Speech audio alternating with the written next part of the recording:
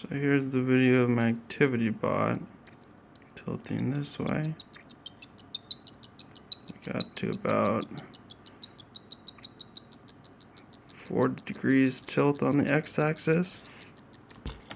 Boom, it falls over. That's why I chose 40. So it does rise up until that 40. It won't keep beeping after 40 degrees tilt.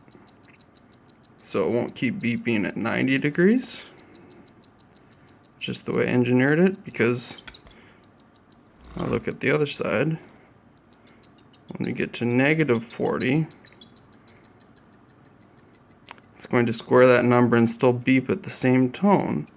Negative 40, boom, falls over. We don't want it. It's an alarm system. That's kind of just the way that I thought of this project.